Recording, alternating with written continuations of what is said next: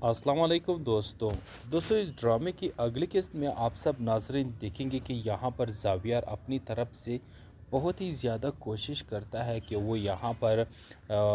सुहा को मना ले, लेकिन यहाँ पर सुहा है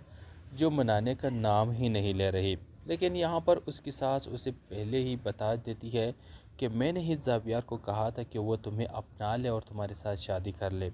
क्योंकि बेटा मैं तुम्हारा घर बसना चाहती थी, ऐसा नहीं चाहती थी कि तुम ऐसे ही बग़ैर शौहर के रह जाओ।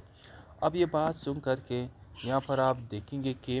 सोहा बहुत दंग रह जाती है, हैरान होती है कि मम्मा ये आपने मुझसे कहा, अगर आप मुझसे इतनी ही दंग थी, मैं बोझ बन गई थी आप पर, तो आप मुझे ऐसी कहते थे मैं इस घर से निकल जाती, लेकिन आपने उसके साथ मेरी शादी करवा करके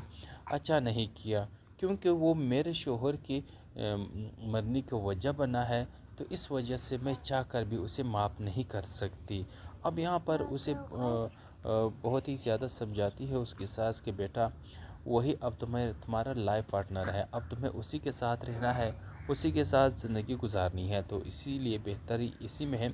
कि आप उनके साथ अच्छे बना के रखो, उनके साथ अच्छे से रहो, उसके साथ अपनी अज़वाजी ज़िंदगी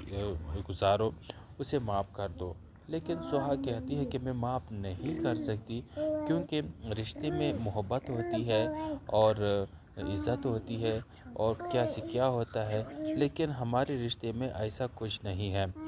तो यहाँ पर आप देखेंगे कि वो अपनी तरफ से बहुत कोशिश करती है कि मैं उसके साथ नहीं रह सकती। अब बस एक ज़बरदस्ती का निकाह हुआ है, एक ज़बरदस्ती का रिश्ता है जो मैं निभाना ही नहीं चाहती। लेकिन अब आप देखेंगे कि जो है ना यहाँ पर ज़ावियर बहुत कोशिश करेगा, वक्त गुज़रेगा, लेकिन फिर आखिरकार यहाँ पर सुहा आखिरकार ज़ावियर को माफ़ कर देती है।